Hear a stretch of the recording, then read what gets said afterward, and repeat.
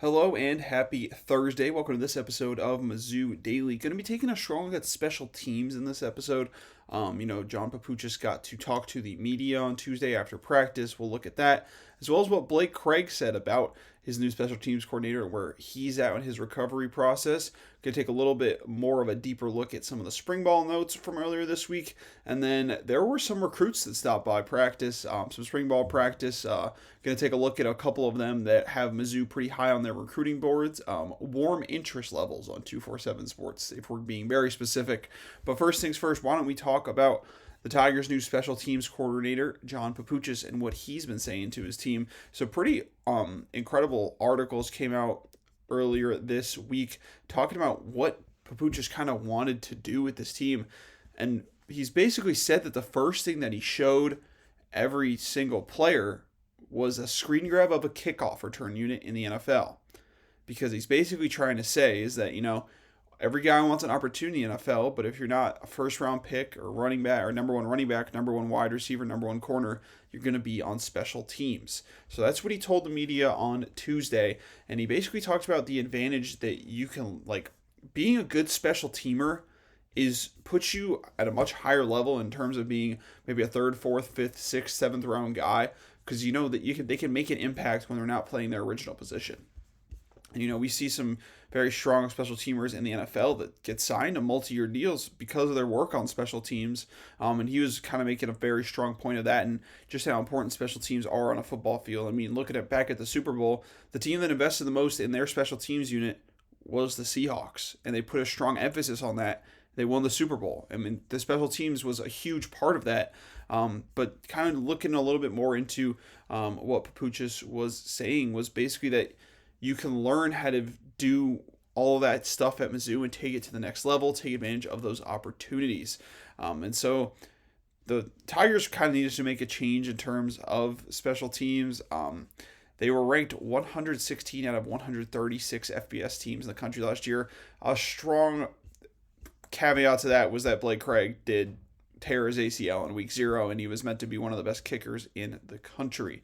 But he kind of talked about, basically a lot of the guys aren't going to be first-round picks. They're going to be second-round to undrafted free agents. And he was talking about how guys making those draft decisions, the last person they come and see is him. And he was going to ask, what's his production on special teams? I thought that was a really interesting quote because it's not something you think about that much. They get the scouts come in, what can you do as wide receiver? What can you do as a corner? What can you do as a running back? But what can you do on special teams is also a huge aspect. We saw Jamal Roberts playing a decent amount on special teams as well, looking for value there. And he also talked about the punt return unit, how basically Caden Lee's been back there, Alubide's been back there. They basically had everyone who's caught a football to the Tigers and people who haven't even caught a football for the Tigers. We talked about a couple of those earlier this week, being back there and being able to get those reps because it gives them a higher chance of getting drafted and making it to the next level when they had that experience fielding punts, fielding kickoffs, doing those kind of things. So I think it's really cool what he's trying to say, is looking at the value and the way that the players can increase their value through special teams. And it's like he was saying, they get one play to go out there and execute, and that's basically one play and out. So I like that he said that. He said, when we go out on the field, no matter which unit's on, we want to be able to impact games. That's what you love to hear from your special teams coordinator because, it's not the flashiest thing in the world, but it means so much to a team. It's the third aspect. You got offense, defense, and special teams, and nobody talks about special teams as much as they should. And so he basically talked about how much special teams doing good in the drills and special teams can make you better on offense or defense.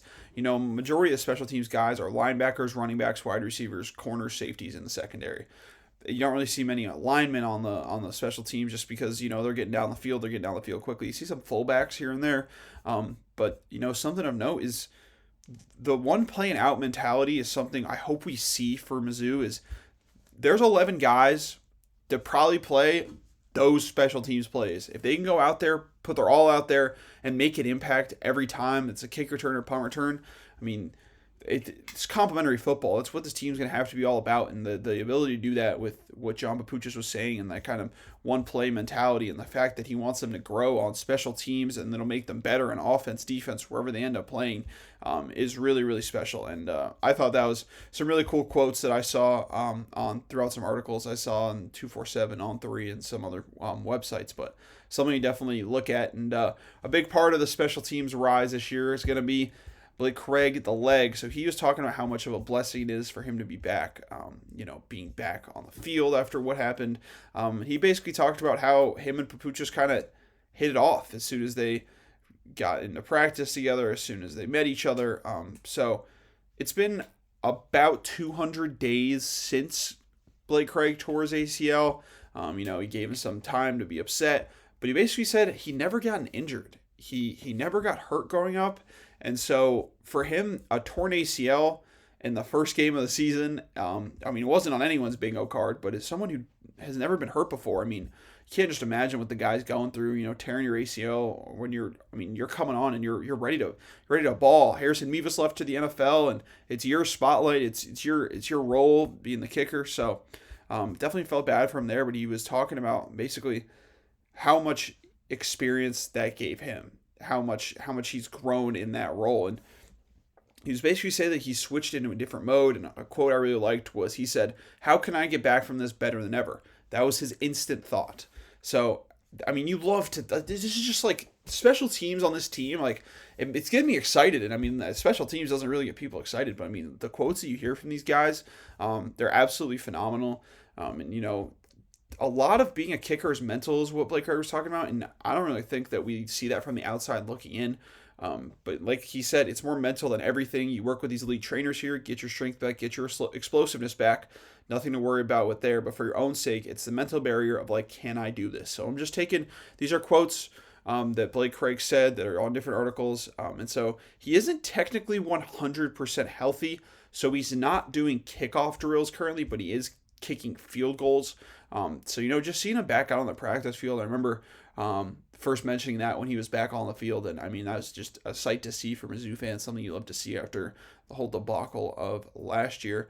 But definitely going to be a little bit of competition with Bruno Royce coming over from Florida State, but I think that Blake Craig will probably get this job back for him, and he's likely to get the all clear in June. So that's what Eli Drinkwitz said before spring ball, was that he's expecting Blake Craig to get the full go in June. So something to keep note of. Drinkwitz was talking about how they have to be smart, and they can't put him in a position where he's trying to do too much too soon. Especially, they talked about how much he will not have a kickoff responsibility until June at all, but he's going to be kicking field goals, which he has been doing.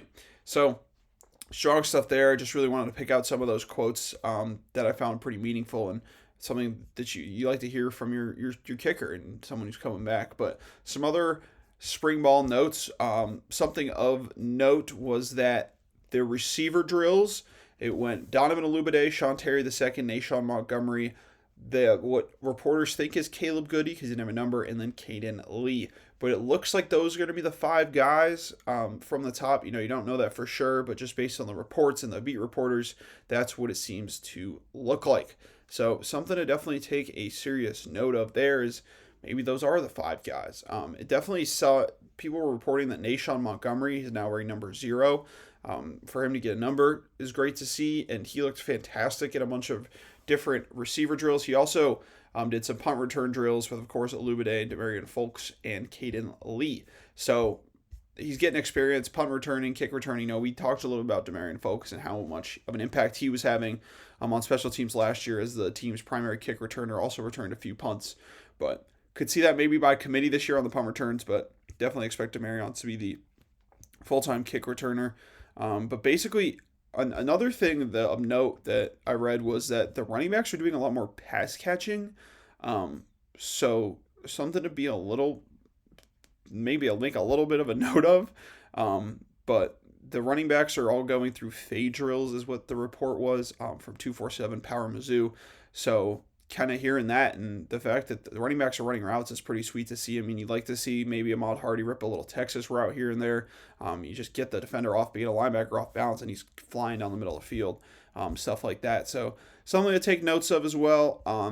There are a lot of different receiver drills, and so it's pretty sweet to say that Mizzou might be running the ball more, and it kind of looks like they have those top 5 wide receivers, and Nashon Montgomery definitely making an impact according to multiple reports. We're going to finish off today's episode by looking at a little bit about some recruits who came by this past weekend to Mizzou, kind of hung out at spring ball. So one of them is Marshawn Ivy. He is out of St. Louis, 6'3", 215 linebacker. He said that his trip to Mizzou was amazing, but he did visit Kansas as well. So, I mean, St. Louis guy, you can't really blame him for doing the Mizzou Kansas thing. I mean, I guess you're kind of on the way when you hit Columbia, but for him to say his Mizzou visit was amazing. He also even talked about how he basically felt like he was getting coached by when he stopped by spring practice, has a warm interest level according to 247, and will be coming back for his official visit on May 29th. He also does have some other schools in pursuit, including Kansas, Arizona State, Kansas State, Kentucky, and Miami, but seems like he's the only one with an interest level that is warm for Missouri, so something to look at there. And the other guy I'm going to make a quick note of is Jameer Henry. So he is also going to be back for an official visit in May, and a bigger guy, 6'5", 300 pounds, out of Detroit, Michigan, playing on the defensive line. So he actually has Mizzou in his top 5. Definitely something of note. You like seeing those guys when they make their top 3s, top 5s. Tigers are in there. I mean, they have had a strong impact on these high school kids, on these kids that are, I mean, going to be grown men, if we're being honest. They're bigger than I could ever be. But it's just interesting to look at, So top 5 along with Michigan State, Illinois, Ole Miss, and USC. So he basically says that he talked about how good the offensive line is, that they're in the SEC, great program, great conference, and I guess he's been in contact with the Tigers since freshman year, so something of note there. So that's Jameer Henry's been in Mizzou. Mizzou is in his top 5, and they're also looking at his younger brother, 2028, Jordan Henry, who's on the offensive line. So seems like maybe the two of them come as a package deal. I mean, of course, one's a year older than the other, but to get a couple Henry brothers, a couple bigger guys, would be pretty sweet stuff there. So we'll definitely keep track of more of those recruits and kind of where they're landing. But that'll do it for today's episode. We'll look at kind of some more of those recruits and some stuff later this weekend into next week. So thank you so much for tuning in.